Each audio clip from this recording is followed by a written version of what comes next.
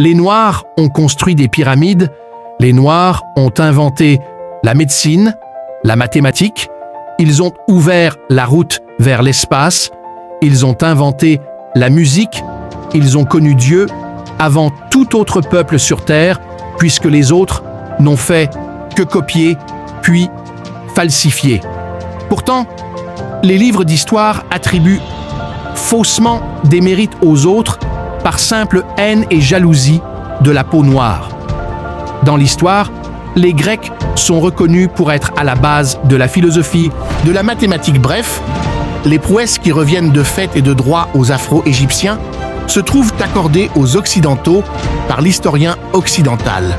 Hippocrate, désigné comme père de la médecine, qui lui a vécu autour de 460 avant Jésus-Christ, alors le véritable père de la médecine est un Afro-Égyptien, Imhotep.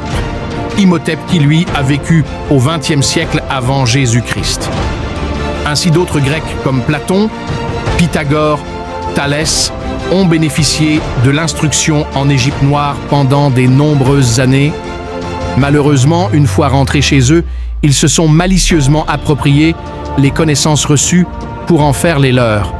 Heureusement pour l'Afrique, les travaux des géants tels que le professeur Cheikh Anta Diop et Kalala Omotunde ont permis de mettre à nu les manœuvres de l'usurpateur, puisqu'il est impossible que les notions de la géométrie du fameux théorème de Pythagore puissent être appliquées en Égypte plusieurs milliers d'années avant même la naissance de Pythagore.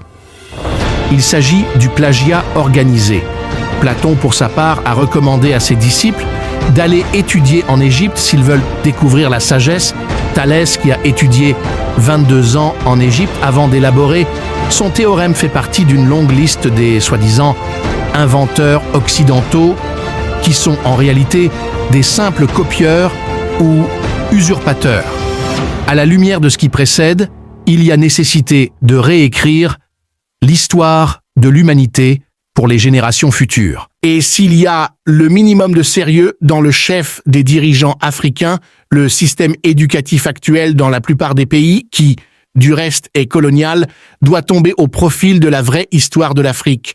Nos enfants doivent savoir qui étaient leurs aïeux et marcher dans leurs pas. Chers combattants de la liberté, like, abonne-toi et partage.